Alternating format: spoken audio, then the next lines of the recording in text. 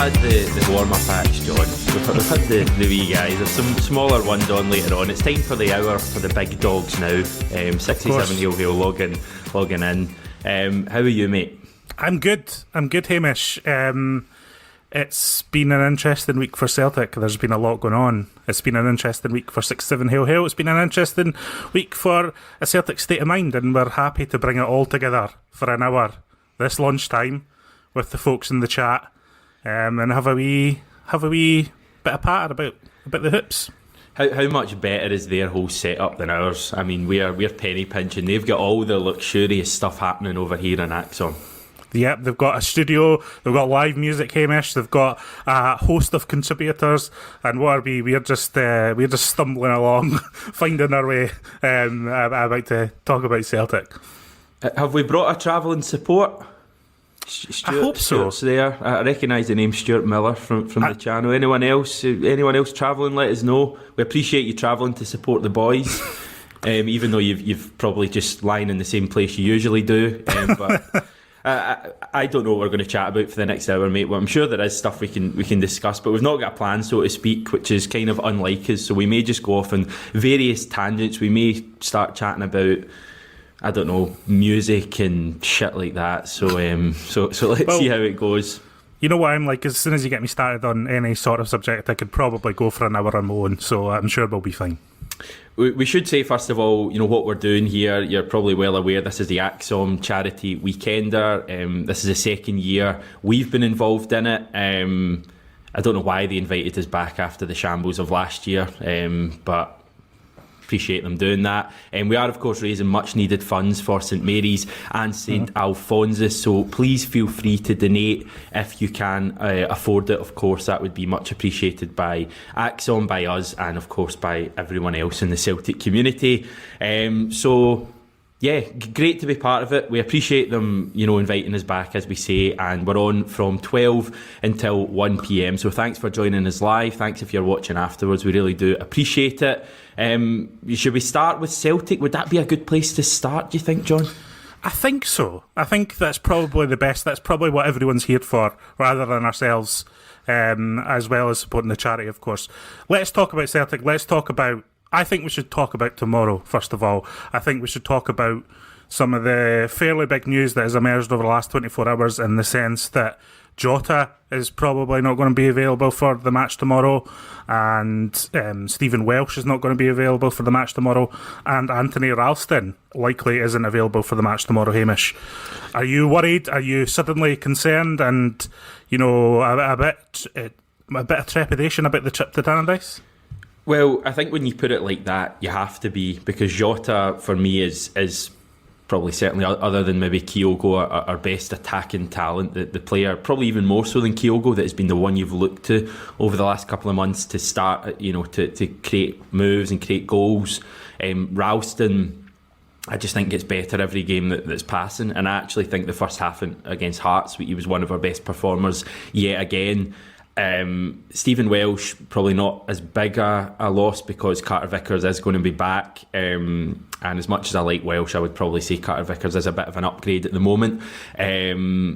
But yeah, Ralston and Jota, losing them, you would think in theory would be pretty bad, but we actually have options to kind of counteract that. One advantage of playing your right back at left back for weeks and weeks is that when your right back gets injured, you can just move your left back to right back, and I think Juranovic, that'll suit him. I don't know how you feel, but I actually thought he looked even more of a threat at right back when he went there on Saturday. I thought, he could easily have had a goal had he showed more composure at that point. I don't necessarily think that's something we would have seen on the left-hand side had he been playing there. So I'm fine with that. Jota, as I say, more of a concern. We do have options in there, what he could do. He does have a few options. Does he move Forrest wide left and put Abada on the right? Does he play Mikey Johnson on the left? Does he even play Kyogo on the left and play Albion Ayeti up front? So he does have options, but obviously Jota's going to be a miss. And as I say, centre-back's okay. So yeah, it's a miss. Obviously I'd rather Jota was there, but I think he's the big one. I think if we can... And we do still have enough talent in that team to create chances. I mean, Kyogo's still going to be there, James Forrest is still going to be there, Callum McGregor, etc. So it's still a game I would expect Celtic to win, but yeah, it's going to be a bit tougher, I think. It certainly is, and you know, I'm not too concerned. I think I'll be concerned if they're out for a long period of time, and I think we should stress that Ange hasn't really given a time frame on the kind of Jota and Ralston injuries, but there's a chance they could be missing for a few weeks, I would suggest, given the way it's all panned out. You know, obviously I'm most concerned about the Jota injury, because I don't think that perhaps, you know, a Mikey Johnston or even a Lyle Abada is quite at the level of a Jota. And in recent weeks, Jota's almost been carrying Celtic. I wouldn't say he has been, but he's almost been pushing us towards the victories that we need. So it'll be interesting to see what Ange does. I think there's a good chance that he'll put Forrest on the left, like he did at the start of the season, and goes with Abada on the right hand side. I know, obviously, I'm not 100% on that, but given that was his go-to at the start of the season. You'll remember, before Jota signed. So I would be surprised if that didn't happen. Obviously, Juranovic on the right hand side, and then we'll see what happens on the left, because there's, you know, Greg Taylor's back in training, and you know, I wouldn't be surprised if he throws Greg Taylor back into it. Now, Tomorrow. you know, yeah. I mean, I think he's back training. He's back fully training with the team, and has been talking up a bit. I don't know if he'll make tomorrow, but I think it's an option. If not, you know, you'll go for Adam Montgomery or Bolly Bolingoli. So there is a few options here. I'm not too concerned in the sense that we don't have anyone to play in these positions, and I think with the return of Cameron Carter-Vickers, that kind of eases up, you know, the central defensive area, because I thought Carol Starfelt was immense on Thursday. And having Vickers back in there is fine. So I'm quite excited about the game. It's a really exciting time for Celtic, yeah. I think. You know, this is just a period that is coming hot and heavy every few days. There's big matches every few days, and you know it's a big games because you start to feel nervous before them, and it's not a reflection on the quality of Celtic that I'm, you know, nervous about tomorrow or a bit of trepidation about it. It's more the fact that it's just a huge occasion, and literally Celtic have no room for error, I feel like, over the next few weeks, especially with the, you know, Rangers will probably pick up all 3 points against Dundee today, so they'll be 7 points ahead again, and Celtic really need to, you know, continue this, you know, determined run of victories.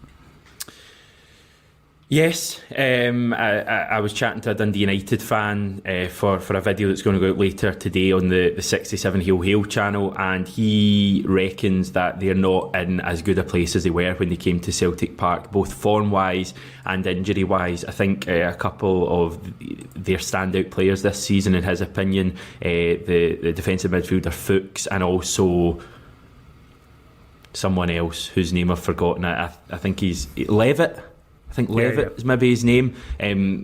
Tom, my pal, reckoned that they were Dundee United's two best players so far this season, and I think both of them are doubts for tomorrow. I think Tam Courts kind of keeps his cards close to his chest with regards to injuries, so we won't really know until kick-off tomorrow, but it sounds like if they aren't playing, that could be, you know, they could be in as much injury trouble as we are.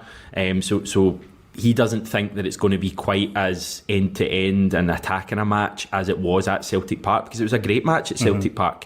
I mean, we were poor in general, and we had a lot of injuries. Kyogo was missing, McGregor was missing, Juranovic went off injured during that game. I think we had other injuries as well. And Dundee United came and they took the game to us, and they could arguably, with a bit more care late in that match, have taken all 3 points.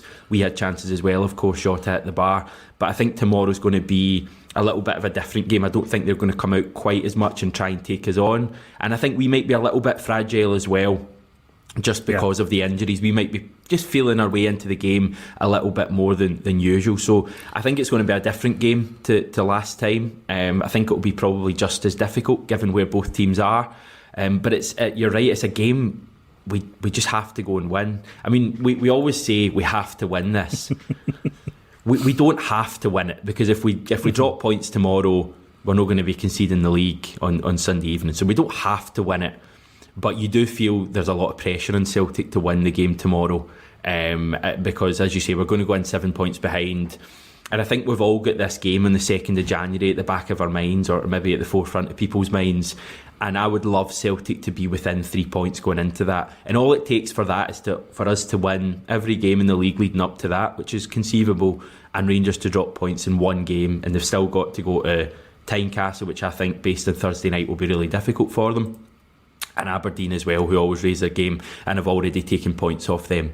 So drop points in any of those games, Celtic keep winning, then we beat them on January the 2nd and we'd be top of the league going into the winter break. And I think that's what everyone's hoping for. That would be the ideal way to cap off the first half of the season. But for that to happen, we need to just... I kind of feel like we need to win when things are tough at the moment. And it seems really bleak going into Thursday night, 7 points behind. Going into tomorrow, in all likelihood, 7 points behind. You feel a long way back. 7 points is quite a lot. But I think if we keep winning, the gap will be, it's stating the obvious, but if we keep winning, the gap will be a lot smaller come the winter break. You know, the reason I feel alright about this December, and I do think this December is all, I do think December in Scottish football is, it's not unique in the world, but it is its own thing. I feel like there is a different feel to it. Certainly for me, there's a different feel to the matches. They're often tighter. There's often weather conditions to contend with. There's always, it's always a rammed schedule. But the thing about the Celtic team is I don't think they're particularly playing, wonderful, classy football and kind of looking, like if they don't do that, then they'll struggle to win a game. Celtic are already grinding out results in a way. And I think having that quality, that determined quality, I look at the likes of Carol Starfelt on Thursday night, for example. We need a performance like that on nights like that to get Celtic through and get all 3 points. And we missed a lot of chances on Thursday. Let's not forget. And I do think Hearts, apart from Celtic and Rangers, are the best team in the league. And realistically, we could have won that, 2 or 3. On the flip side, they could have got a goal themselves and it could have been 1-1. But Celtic are finding a way to win. Now, the good thing about the United game is they're not particularly in a good, rich vein of form. I think they've only got one win. Yeah, 1 win in 5 or even 6. And they got hammered by Hearts the other week. They got hammered 5-2. So I saw them against Motherwell in midweek as well, and they were pretty poor there. They were dominated in that game. Yeah. And it's been a strange time for them. I think they've had something like... five red cards, not themselves, but there's been 5 red cards in the matches that they've played over the last month. So they've had an odd time of it, and I think Celtic can go there and really take the game to them. I think Tannadice is always a venue that has been decent to Celtic over the years. Maybe not 20 years ago, but I think over the last 10 years it's been a decent venue. And although we won't have a full crowd there, we'll still have enough to kind of make it lively. And I think that's another good thing about the Celtic team, Hamish, is I think they're feeding off the crowd, and I think they're feeding off Ange, who's feeding off the crowd too. I think there's a kind of fiery spirit about Celtic at the moment, which has been just as important as the way we're playing. We won 1-0 on Thursday night. We scored an early goal, and in the second half, obviously, they created chances, we created chances, just as many chances, if not more. I feel that if we hadn't have scored that first half goal, I still think we would have won the game, if that makes sense. Now, I know people will look at it and say, no, you wouldn't, because you didn't score a goal the rest of the game. And I'm not saying that Celtic were playing at like 50% or anything like that, because I think Thursday was a genuinely difficult game for this Celtic team. I was actually really impressed with Hearts when they came out and played in the second half. I thought they played a lot of good stuff. I think they have a lot of good players. But I get the feeling, same with Aberdeen as well, that if that winning goal hadn't arrived, we would have got it anyway, if that makes sense. I just think there's something about this Celtic team at the moment. They really, they're really doing everything they can to win games, and more often than not they're finding a way. And I think you can't underestimate the fact that teams tire against us as the games go on as well. Teams in the Scottish Premiership generally aren't going to be as fit as us, and also when they're chasing the ball for the majority of games, they're going to be pretty tired. And I think that's a theme we've seen in virtually every game so far this season. But I just think there's something about this Celtic team at the moment. And yeah, you can look across the city, and to be fair, it's not something I usually like to do, but they've got it as well a wee bit at the moment. Whatever night it was at Easter Road, a game they shouldn't have won. It was an awful game. Both teams were really poor, and they found a way to win. So I think it's going to be a real tight title race this year. I think it's one of those seasons, a bit like 2010, 2011, Neil Lennon's first year, when both teams are going to keep winning even when they're not playing well. But I just think the league's so strong this year as well. I think it's the strongest the league's been, and as much as we're saying Hearts are the third best team, I mean, going away to Dundee United is a tough game. Hibs away, even Aberdeen away, Motherwell away. There's so many difficult away games this season in the league for Celtic. There really aren't any easy games, but as you said at the start, you're loving it. I mean, I would much rather it's like that. Last year, we weren't looking forward to watching Celtic at all. There was no big games really last year. Every game you were just fearing. This year you're going into games and they all feel massive. And I just think that's what we love. We love... The thing I love personally about sport is when it matters. I mean, that's why I struggled last year with it so much, because it just lost so much of its meaning when there was no fans in the crowd at all. And I'm not saying that because we didn't win the league. Genuinely... Hamish, are you saying that the league title never counted last season? Because I'm on board with that conspiracy theory. The COVID Cup. Right, as my pal Lewis Kemp likes to say, the biggest club in the world played games in their training ground last season, Real Madrid. I mean, if that doesn't tell you everything you need to know about last season, that's it. 5 substitutes, I mean, do me a favour. I know that's still the case this year, but last year was a nonsense. Celtic got what they deserved. We were awful, but playing games with no crowd. I mean, folk talk about that cup final, and funnily enough, it was after the cup final, Scottish Cup final last year, that we were on the ACSOM Charity Weekender. I look back at that now, and I don't know if it's because the season in general was so bad, but I struggle to feel much about it. The overall quadruple treble, I feel amazing. Like, wow, pinch yourself, what an incredible achievement. But I mean, Christopher Ayer rattling in that penalty when no fans there at all, I struggle with that completely. And this season, when fans are in the stadium, fans are the lifeblood of the game, it just matters so much more. I think supporters can have a material impact on the results this season, which is in stark contrast to last season when things started going badly for Celtic. They just kind of spiralled down within themselves. There was a real weak mentality in the group. There was no control of matches. They didn't go into matches looking confident. This time last year, 12 months ago this week, Hamish, Celtic... I had an awful haircut. Well, we all do. But, this time last year, 12 months ago, Celtic were cowering as a club. They were cowering in the wake of those, the infamous protests at Celtic Park after we got beat by Ross County in the League Cup. And there was just, think about that compared to now. And I think the one thing you can say about this Celtic team and Ange at the moment is that they're kind of moving forward with unity, and that's so important. And I think I underestimated as part of talking about this rebuild, and it's interesting seeing some of the managers that we were linked with across Europe not doing great this season, and I don't think that's a reflection on them, because the likes of Jesse Marsh is obviously a good manager, a good coach. Eddie Howe is a good coach, but I think I underestimated the Celtic support, and I feel like the Celtic players and the club needed almost a paternal father figure, and I think Ange has brought that quality to Celtic that those other managers wouldn't have brought us. Like, and Eddie Howe isn't a paternal figure. He's not someone I don't feel like who might have been able to inspire tens of thousands of supporters. And I think Ange has that quality, and I think I underestimated how much we needed that after last season. Hang on, I'll just go and get the Eddie Howe mugs. I'll be back in 2 seconds.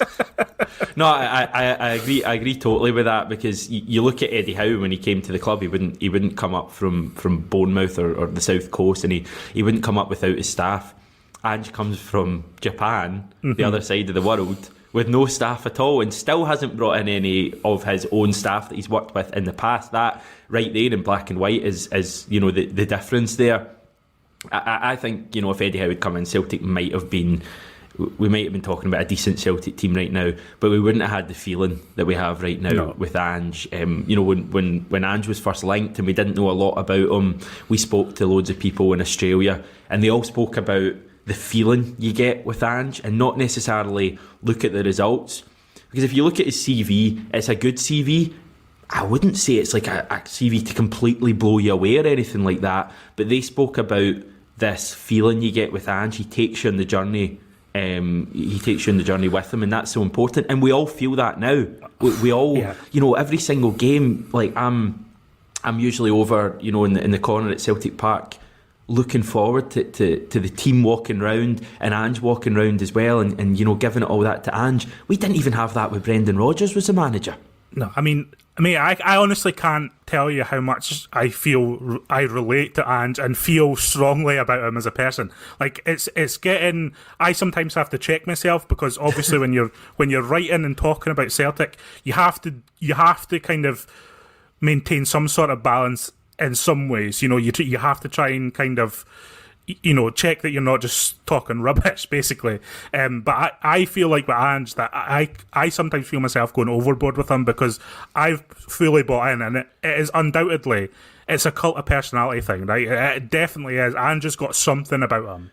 He's got something about him as a leader, and people can go back and check. Now, we did a live show after the news. We did a live show on 6-7 Hail Hail after the news that Eddie Howe had dropped out and the news that Postecoglou was the front runner for the position. And we didn't know anything about him. We didn't know a thing about him. And we tried to do a little bit of research and we tried to go, well, this might not be so bad. But let's be honest, everyone was feeding that and everyone was not feeling good after that in that week.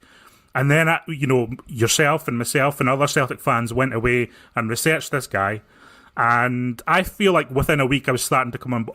Honestly, within a week I was starting to come on board with him because I was watching those seminars he was doing and the way he was talking and stuff. 6 months later, I'm fully bought in. Like I don't, like I'm on this Ange train to the end, and I don't really care. Saying that I like to admit that because I'm on this journey. I'm 100% on this journey, and I think that is definitely an Ange thing. But you're right, and the journey's so important as well because again, in recent years, there's been no sign of a journey. Even the latter stages under Brendan Rodgers, there wasn't really much of a journey. We were still winning things, which is obviously amazing, but there wasn't. You didn't get the impression there was an end goal Celtic can get to, and fans can buy into that so much. And we certainly didn't have it under Lennon, and we finally have it again, and that is so important. Having a dream in life in general, but in sport is so important. And I know Ange has kind of said that he doesn't have like an end goal for the team because he thinks that when you reach that end goal, you're kind of a bit like, where do I go from here? And that's obviously a fair point. And I'm aware of people clipping this up and stuff. Yeah. But and it is Saturday morning at 20 past 12. But what I'm going to say is I do think Ange can take us to very special places. I think he's building something special. I mean, you hear him speaking yesterday about not having the squad in the ideal place until a year down the line. You're thinking, wow, we've still got, if it's this good right now, 4 or 5 months into Ange coming into the club with all of these new players, these amazing new players in general, how good can we be when they all settle in, when we add more gems from Asia and more gems from around Europe, when Ange settles in more, when, if we win the league this year, we've got potentially Champions League money, £50 million. The future, to quote to quote a banner from a certain faction of another club in Glasgow support, the future is green. It's not orange, it's green. It's never orange, mate. But it's not even about the football sometimes, because I do like the way he talks about football, but it's even just the way he talks about life in general. Now, I'm not an immigrant and I've never been an immigrant, but my granda was, and listening to him talk about the way his father went to Australia from Greece and toiled and struggled to build a family resonates with me personally. I think the way he talks about his relationship with his father resonates with me personally because, I think Ange had a loving relationship with his dad, but it sounds like it was sometimes difficult and he was distant. Distant, maybe, yeah. Yeah, and the thing that connected them was football, and I relate to that with my own personal situation with my dad who sadly passed away, in the sense that football always connected our conversations, and that was always the thing that we, brought us together. I didn't see my dad honestly for about maybe 8 or 10 years or something through my teenage years. The first thing we did was go to a Celtic game. That's what brought us together, and I think that's the power of football. And I think Ange is someone who understands that, and there'll be a lot of Celtic fans who relate to that similarly. Celtic is, it's not just about the football; it's about how you relate to your family and friends, and it's about how you communicate with other people. That's what makes it so special. That's what makes football so special. And I just, I love Ange for that, because I think he brings that human element to this job. And I don't, what about it as well as I don't think, he's not someone who plays it up for emotion like perhaps some of our other managers who would have anecdotes that were unbelievable. Ange just was talking about his personal experiences, and it's wonderful. He's not bumped into Danny McGrain, is basically what you're saying. Exactly, yeah, he's not bumped into Danny McGrain. That's exactly the point I was going to make. It's so genuine when it comes from him. Yeah. He's not saying stuff to make him sound good. Like, as I say, certain managers in our recent history have. Everything you get from Ange so far is completely genuine, and supporters relate to that so much. I think so many people would relate to the father thing. Me personally as well, because that's when I see my dad most is going to the football. I was the game on Sunday with my dad, and I loved every minute of it, and I think everyone can kind of tap into that, and as you say, when it comes from Ange, it's so genuine. We love his honesty in the press as well. What do you make of this? What do you make of his press manner? Because I don't know if the people in this chat and the Celtic State of Mind chat, 67 Hail fans, but they might not know that you were in the press conference on Thursday night after the Hearts game. What did you make of, you've described that he was a bit testy with some journalists. What do you make of that? Do you think he's doing that as a kind of by design thing, or do you think he's generally just frustrated with him? I think it's two things. I think that the first thing is that he is perhaps trying to build a little bit of a siege mentality going into this month, given that it's such an important time for Celtic. I think there's definitely an element of that. I wouldn't ask him about that, because he'd probably kind of deny it like he normally would, but I think there probably is an element of that. And I also think part of it as well is that it's a sign that he's getting comfortable in Scotland. And I think when we talk about Ange going across the world, and I think we sometimes trivialise it, and I think it's a huge deal. I mean, he's never done that before. I know he managed, I think, in Greece for a small part of his career, but Greece is a country he knows well. He's never come across the world and managed, so it's a huge deal for Ange coming to Europe and coming to the far end of Europe as well. And I think at first he was kind of feeling his way in. It probably was a little bit of a surprise to him, the Scottish media, because the Scottish media, as we know, are remarkable. I think he's even spoken about the fact that there's two clubs here, and it's not really like that in any other country. I don't think, the focus is in two clubs, and with all due respect to, your Hearts and Hibs and Aberdeen, no one else really matters in the grand scheme of things. So I think it would have taken him time to get used to that. And I think what we're seeing now, partly, is that Ange is completely comfortable, and he's comfortable in his surroundings, but he's also, I think, really comfortable in what he's doing at Celtic. And I think he now feels he's got a bit of I don't want to say resolve, because he always had resolve, but he has a team there that people can see are performing, and anyone calling this guy a dud, and anyone saying that Ange is going to be sacked by Halloween or by Christmas is just already been completely shut up, because this guy is going to win trophies for Celtic. I mean, he's going to win a trophy for Celtic, I think, in a fortnight, and that's going to be the first of many. This guy isn't a Pedro Caixinha.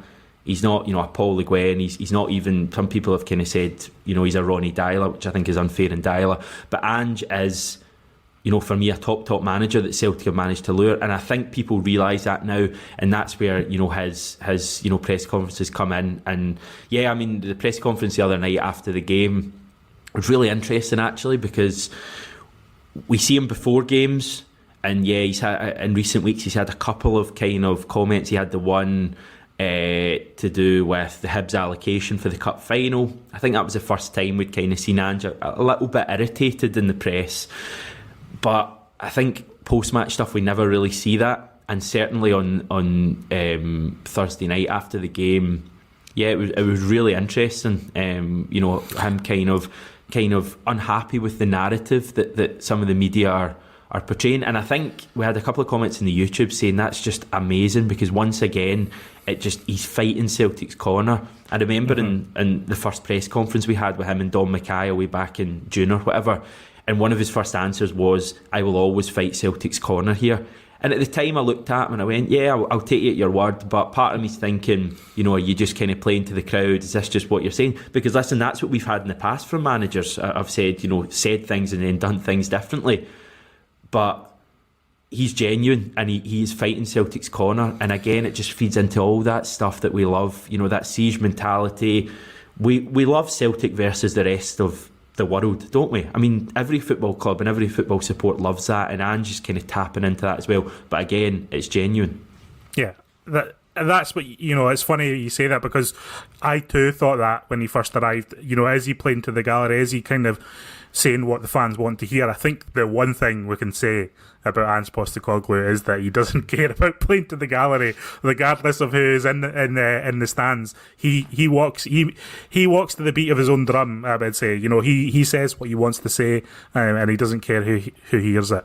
But it's interesting because I think he's moving into a new phase now, and I've picked up on that over the last couple of weeks. But again, yesterday there was no press conference, but there was the kind of rights holder interview with Sky Sports at Lennoxtown, which they do before Sky games sometimes. And he was talking about the rebuild in general. He was asked about the rebuild, and his comments were very interesting, because I remember, Hamish, one of your first questions to Ange Postecoglou at that, the Celtic fan media event in the summer was, how long do you think it's going to take to get Celtic to where they want to be? And Ange didn't really answer your question, did he? He didn't really give you a timescale. He didn't want to talk about timescales. He didn't want to talk about trophies. If you had asked him that question, the other night or even yesterday, he would have given you a different answer, because he was essentially, Sky Sports essentially asked what you had asked, and he talked about the fact that he's signed 12 players in the summer. They're all in the first season. And he actually, for the first time, said, it'll take about a year. It will take another 12 months of football for me to get Celtic to where I want them to be. And I think that's maybe the first time he said that. He also said that he wants to win trophies in his first season. And I don't think he's really commented on that previously either. So he's kind of changing his tone, because he's moving into the second phase of this so-called rebuild. I think he got the players in the door. I think he's settled a lot of them down. I think he's settled this team down. I think you can see that in results. And he's kind of moving into the next kind of medium-term thing now. If we continue winning, Hamish, and pick up this trophy this month and go into this derby and do something against Rangers, I think, as he said earlier, I think 2022 could be a very special year for Celtic. And I think it's achievable as well. I really do. I think the cup final is going to be an amazing day. If we win, obviously, but it'll be incredible seeing, if we get the job done, seeing Ange and seeing these new players celebrating with a trophy. We know from previous experiences how important that has been for Celtic teams to taste success early on. And if we could do that, later in the month, I think it would be huge. And then obviously, we've got the derby at the start of the year, and I think that's going to be tough as well. And we'll obviously talk about that nearer the time. But I just think this is a Celtic team that seems to rise to the occasion really well. And even in Europe, if they maybe don't get the result, that I think there's the quality in this team will always shine out in any game, virtually any game, apart from probably against Livingston. They're the only real team this year that have, stopped our quality entirely. I just think there's too much attacking talent and quality in this team for any game. We're going to create chances, and that's so important. There's been teams that we've supported in the past, especially in Europe, that have just gone, and you've kind of known the way it was going to end. Whereas with this Celtic team, you always feel, for a good reason or a bad reason, like you're on a journey with them in matches. And I just love watching this Celtic team every single week. And yes, winning is of course the most important thing, and I'm not going to pretend it's not. We all want to win. But I think you can't underestimate the joy of watching a team and watching players who make you smile. And I mean, we've got some players in that team that are some of the most favourite players I've ever seen play for Celtic. I mean, I know you've always got recency bias with these things, but watching Kyogo, I mean, that guy's just an absolute superstar. I probably love him as much as I love Moussa Dembele in his pomp, and I never thought that would happen because I loved that guy so much. Jota is just, for me, possibly the best winger I've seen playing in my time for Celtic. I didn't see Martin O'Neill's teams.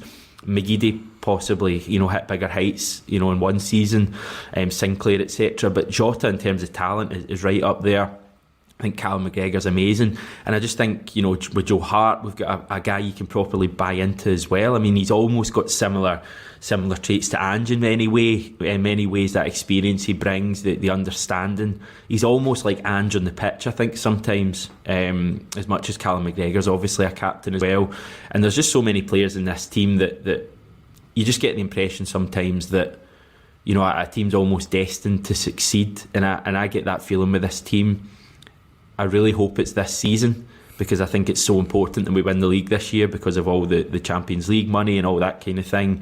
And obviously if we don't win it, then they're going to win it, and the knock-on effect. So you're basically talking about £100 million swing, roughly all in on the Champions League when everything's considered. So it's a huge season.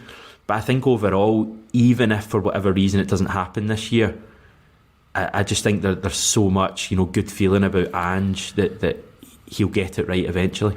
This is funny, Hamish, because I didn't really know what we were going to talk about for this hour, right? And hour's a long time to talk about Celtic, especially when you talk about Celtic as much as we do. But I think there's a different feel to this hour. I think we're in something of a therapy session here, Hamish, in the sense that in our normal videos in 6-7 Hail Hail and such, we talk about Celtic and we analyse what's going on at Celtic. I don't think we talk often about how we feel about Celtic a lot, or how we feel about Ange. And I think this last 35 minutes or so has been a love letter from us to this Celtic team and to Ange Postecoglou. And that's pleasing for me. Now, I've noticed a few Rangers fans popping up in the chat, which is always welcome, lads. Welcome in for the Celtic love session. And I think we should maybe talk about a few things that could potentially wind them up a bit, in the sense that what do you make of the overreaction to Thursday night in terms of some of this made-up controversy and some of this, the craziness that we've seen in Scottish football? Do you think that's a sign that they're scared of us this year? Yeah, 100%. I mean, it wouldn't have been happening last year, would it? So there's your answer right there. So there's evidence there that they know it's going to be really tight this year, and they know that the margin for error isn't there at all. And by their own reckoning, when you look at them last year and how much they won the league by, that must be pretty alarming that we've managed to close the gap so quickly.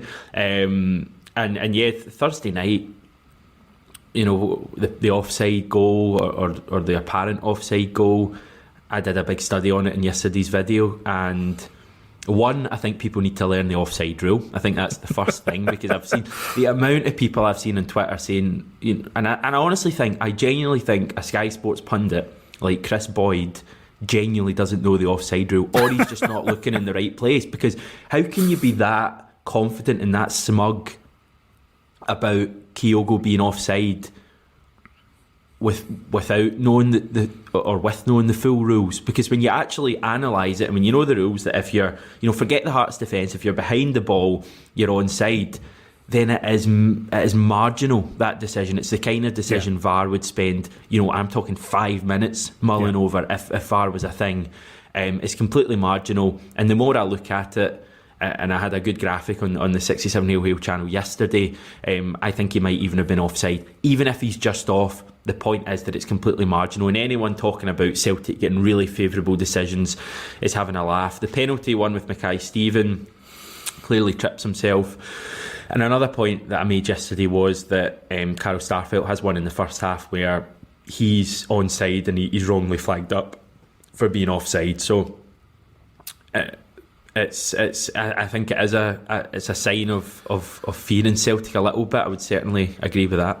The thing about Chris Boyd is I think he's trying to be Chris Sutton, and I don't think he has the patter to pull it off, to be quite frankly with you. I think Chris Boyd's just like, he had one last week. I can't remember what it was. Did we lose a game? I can't remember, but he was really smug. It was when we went out of the Europa League. Yeah. And he seemed actually quite aggressive on Sky Sports News, and you compare that to Chris Sutton, and Chris Sutton, winds them up daft, and they won't like him, but Chris Sutton's funny with it. Like, he doesn't do it in an aggressive manner. He just puts wee daft fishing rods out. Chris Boyd's just a poor man's Chris Sutton in that regard. In more than one way, of course, the striking aspect as well. Of course. I mean, there's a couple of Rangers pundits I don't mind too much. I mean, I might get pelters from the chat for this, but Ali McCoist is all right. He's not...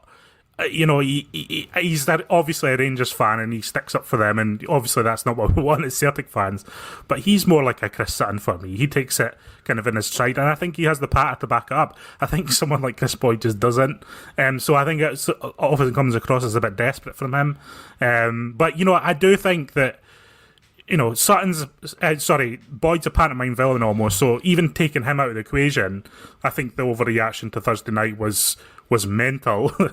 And I do think that it was the offside onside call was marginal, like you've laid out. I think that Robbie Nielsen made a show of himself after that match. I think he got into his own head, and I think he built that up in his own head. And I think that he shouldn't have said the things he said after that match. And I think he even checked himself from his broadcast interviews into the press conference that you were at, because he kind of toned down his comments a bit. Yeah. So managers say some stuff in the heat of the moment, and that's what happens. But he built all that up in his head, and he was raging on that touchline on Thursday night. But that's what we want to see. We want to be winding up the opposition. Like, that's what we want. I don't care who it is. I don't care whether it's Rangers, Hearts, Dundee United, Hibs. I want Celtic to be absolutely winding up the opposition, and I would love nothing more than an offside Kyogo goal against Rangers on January 2nd. And him doing the... Yeah. To the broom loan or whatever it is. Have we got a Chris Boyd equivalent? I was trying to think about that. No, not really, I don't think. I think Chris Sutton's probably the close. I think Chris Sutton kind of... He goes down the middle of the Ali McCoist Chris Boyd thing, I think. Yeah. He's got a media personality, he's got a gimmick, but I don't think he's too overboard with it. And I think he's banned from Ibrox, which tells you all about how they feel about him. The Kyogo kind of this myth that Kyogo's a diver, that really surprises me as well, given that he quite literally took a blow to the head on last Thursday away to Bayer Leverkusen, incredibly brave to win as a penalty. It seems like a strange narrative. Again, that just comes from fear for me. And I mean, even when they were booing Kyogo at Ibrox, a few months ago, I thought was strange, but it just comes from the fear, I think. And I would back Kyogo totally. I've already got visions of Kyogo running clear on January the 2nd and slotting the ball past McGregor, and it's going to be probably the best moment of my life if that happens. It's going to be absolutely amazing. But yeah. In all seriousness, Kyogo's played on the left at Ibrox. He wasn't played through the middle. I think it's a different game if he is played through the middle. I think we'll see him through the middle on January 2nd. Fingers crossed that he stays fit between now and then. And I think it will be a different game, and I think we'll see that. I think Kyogo has the pace, and I think I've always talked about it. It's not just his raw natural ability for Kyogo, it's his game intelligence. He's thinking quicker than everyone on the pitch. He's not just, playing quicker. I mean, even for the goal on Thursday night, he sees the cross about 5 seconds before the Hearts defenders. That's why he's on the verge of being offside, because he sees it before anyone else, and that's what's great about him. One thing that's gone unnoticed in the whole offside-onside debate is how good a finish it is. I think it's a brilliant finish. I mean, it's such a deft touch, and it's so difficult when a ball's coming across you to kind of flick it round the corner into the back of the net. It's a brilliant finish, and the movement's incredible as well. And I think Ange was even saying yesterday that sometimes the Celtic players aren't seeing Kyogo's movement quick enough. And again, that's so reassuring to me that this is something Ange is aware of. Of course he should be, but it's almost been something fans have spoken about recently.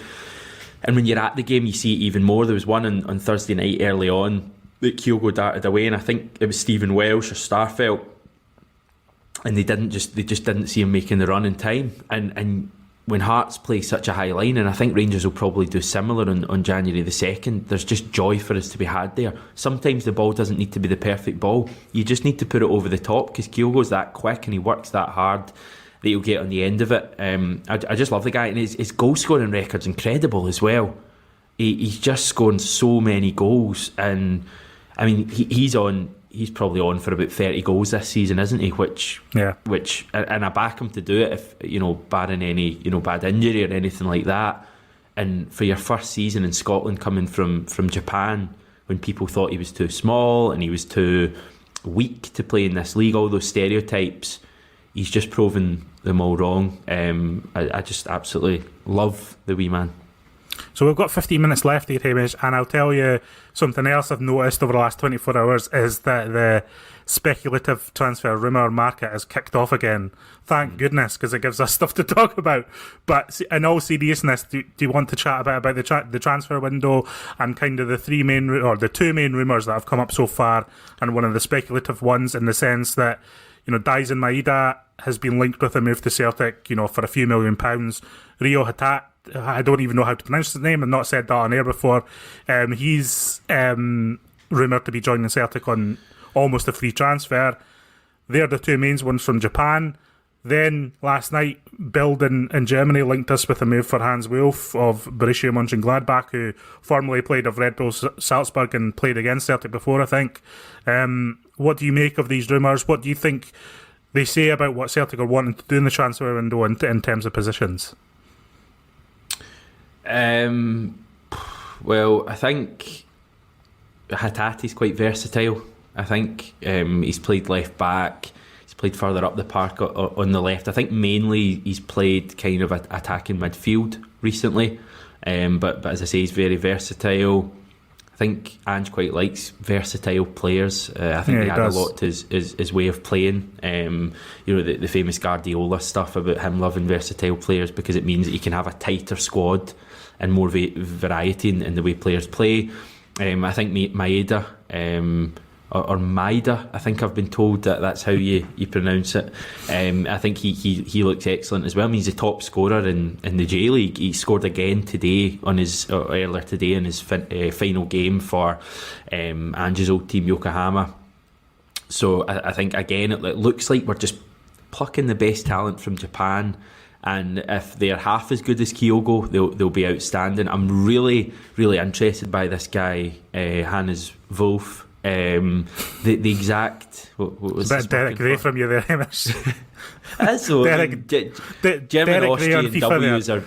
German Austrians W's a V, isn't it? Okay, we'll go with it. Right. I'm a guy who's lived in Germany for a few months. You need to remember this, John. But he's the exact kind of calibre of player I think Celtic need to be looking at, and thankfully Celtic are looking at. In the kind of Jota mould of a player at quite a big club with a good pedigree, highly rated a few years ago, who's maybe just gone off it slightly, hasn't quite fulfilled his potential. And Celtic seem to be, in recent years, a really good place for players to really pick their career back up. We've got about 4 or 5 of them currently in the team. Joe Hart's the obvious one. I don't know what it is about Celtic, whether it's maybe the slightly easier standard of league, whether it's the whole feeling at the club when the supporters there. Supporters take to players so early at Celtic, I think earlier than most clubs. But it just seems like the perfect place for Celtic to sign those kind of players who've had big potential, still do, but have maybe just gone off it slightly. Where do you think that comes from? Because that's a huge sea change from what we've seen in recent years, in my opinion. Our transfer policy was pretty strange prior to that, but it seems like since the summer that Celtic have adopted a new policy. We've seen a lot kind of older players coming into the club. We've seen the club go even wider with the recruitment, players coming from Japan, as we say, Israel, Russia with Starfelt. Where do you think that comes from? Because I thought it was Don Mackay initially, but it seems like we're continuing on even when he's left. I think we'll bring it full circle. I think it's down to this cult of personality. I think it's Ange. I think he's brought focus to everyone at Celtic. And when I say everyone, I mean everyone. I think he has dialed down what he wants from the transfer market, from the scouting department, from the recruitment department. There's been a lot of chat over the last 12 months about a sporting director at Celtic, a director of football. I think Ange is effectively doing that job at the moment. But I actually think that's the way he likes it. If he gets asked about a director of football, he's quite prickly about it. I don't know if you've noticed that. He doesn't like answering that question. I don't particularly think he wants a sporting director above him. I don't think he wants that. I think he wants control. Now, the difference between him having control and someone like Brendan Rodgers having control is, I think that Brendan Rodgers had control to the benefit of Celtic, obviously, but ultimately to the benefit of Brendan Rodgers. I think Ange is perhaps putting building blocks in place for Celtic for a long term, rather than, he doesn't have his own entourage, does he? He's not going to leave for Leicester with half the Celtic background staff. That's not going to be the way it works. I feel like Ange is effectively, as I said, doing the sporting director role at the moment. Now, that doesn't mean that Celtic don't need to make staff additions. Ange has spoken about this. Obviously, we added the head of sports science, Anton McElhone. Ange has admitted that they're actively looking to add people to the scouting and recruitment departments.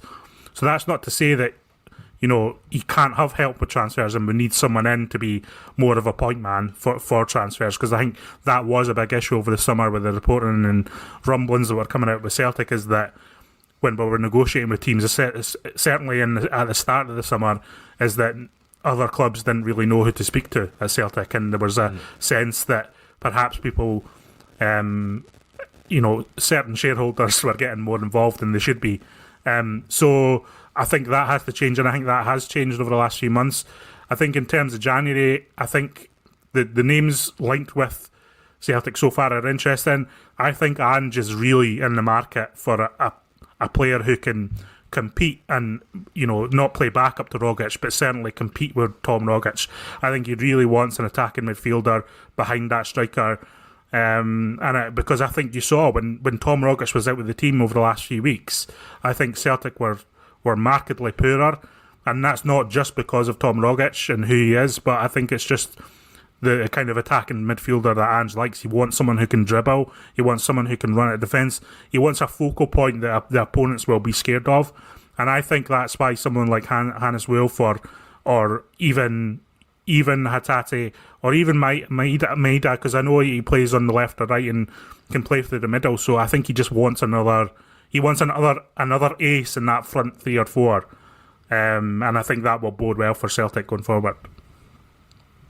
Where do you think the priority is? If you were signing one player and one player only to come into the first team in January, would it be left back? Right. Oh.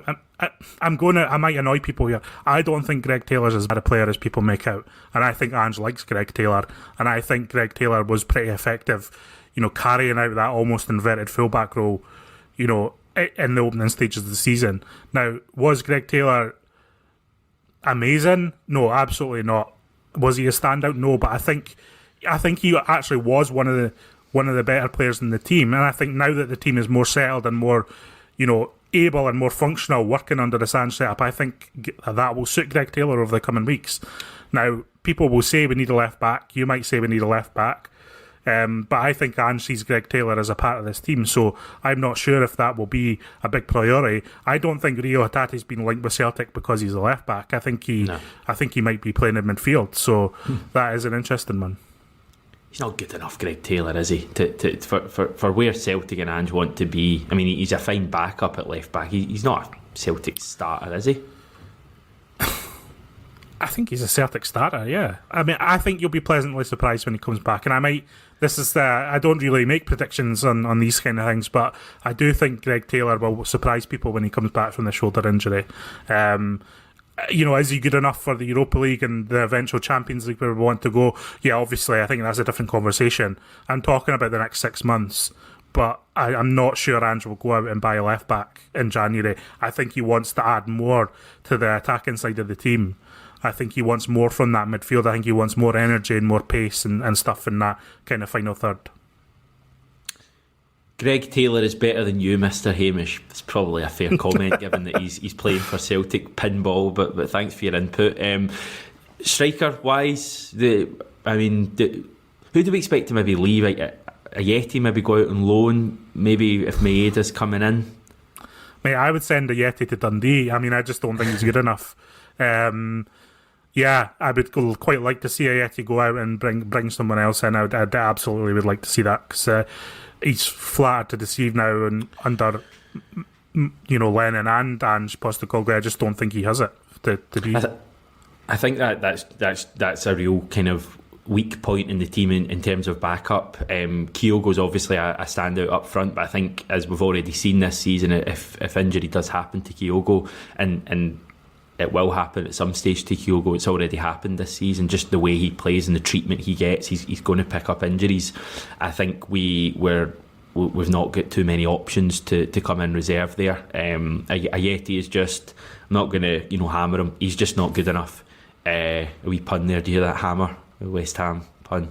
And also Giakoumakis has had injury troubles as well, and we'd be a little bit concerned about his injury troubles. He doesn't seem to be ever fully fit for Celtic so far, so I certainly think a player in Kyogo's mould, a backup player in Kyogo's mould, is something we need, because it's something that people haven't really spoken about really, and I do like GG in general, and I think he will score goals for Celtic if he can stay fit. But is he an Ange team player? I know Ange absolutely loves him. I think Ange loves him more than any Celtic player. I think he honestly loves him. But he's fine for running the clock down if you're ahead, and I think he does really good. He wins fouls. But is he a starter for an Ange team? Does he offer you enough off the ball? Does he offer you the same press as Kyogo does? No, he doesn't.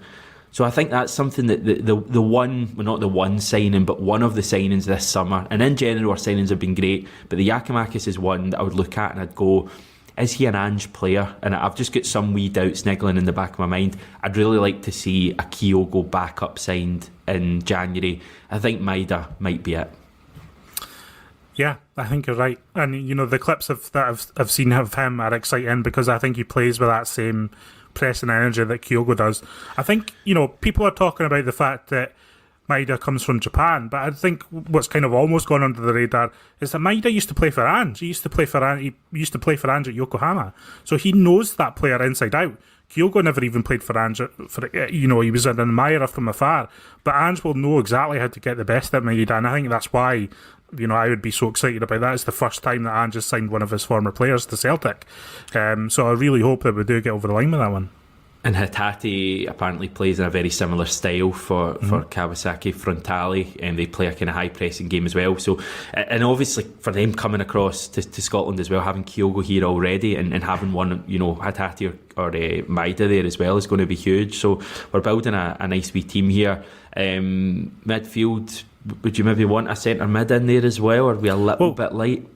I think that is the Hatate thing for me. I think you play in that kind of more defensive midfield role. I think I think Ange wants more energy, and then obviously James McCarthy hasn't really come onto a game similar to Giakoumakis in a way that you've just talked about. I think McGregor is obviously a supreme talent, but I think we need at least someone who can come in and rotate around that, or move McGregor forward even. So I would be surprised if we went in the market for a more defensive midfielder in January, because if you asked me before and I didn't actually answer your question, but I think if I'm looking for a priority position, that's probably the one I'm looking at, because I would be fearful if McGregor dropped out of the team. I don't think Soro has really come on the way we wanted him to come on. There is question marks about McCarthy. I think we need someone else in there, because it's such an important part of this team too, because the thing about Celtic, and that's what was so improved on Thursday night, was how quick they were turning defence into attack, and I think we need someone in there who can do that in a better way than perhaps what we've got currently. But that comes from McGregor at defensive mid, because he's brilliant there, and it comes from Rogic because he's the other one that plays at real pace. I think the others, McCarthy, as much as I like him, Turnbull, as much as I like him, I think are a little bit too slow at times. So, and that's not me saying they can't pick it up. I think they're both talented players, but I think right now you maybe need another one with the same urgency that could really bring us on. Nearly out of time, so I think we'll leave it there. It's flowing in. A state of mind just there saying we've now raised £14,595. So excellent. Wonderful. Thanks everyone who has donated. Couple of minutes. Anything personal you want to get off your chest? No, I think I've enjoyed this chat for an hour. It's a different kind of thing to what we usually do. We've got some stuff off our chest. We've looked ahead to the future. I think in totality, everyone is quite pleased with where Celtic are right now. We're excited about the future. We're excited about Ange. We're excited about players coming into the club, and bring on 3 points, bring on a derby win in January, and let's have a really good year next year. We are 67 Hail Hail. If you've not heard of us, we're a website / YouTube channel. John is more on the website side of things, 67hailhail.com, but he does appear pretty regularly on the YouTube. I'm mainly, all on YouTube. So if you want to check us out, subscribe to the YouTube, check out 67hailhail.com. If you've not heard of us, that would be much appreciated. Once again, it's been great to be on the ACSOM Charity Weekend. I really appreciate Paul and the rest of the team for inviting us on. Do you think we'll make it a hat-trick next year, John? I don't see why not. It's funny because people, ACSOM does the same thing as we do on YouTube. You could think we're competitors, but it's not really like that in the Celtic scene. We're all fans of each other. We like what each other do. There's plenty of room for everyone, and we're delighted to come on this channel and support charity. We're delighted to come on this channel and support a Celtic State of Mind. So, Paul's too sound a guy. You couldn't be in a competition with Paul. He's too sound a guy, and he's doing a great job with ACSOM, as are the rest of the team. Next up is the Celtic Supporters Podcast. They'll be on for the next hour. It's just hit 1 o'clock. I'm assuming they're ready in the background. So me and John will say goodbye to you all. Thanks for tuning in. Take care and hail hail.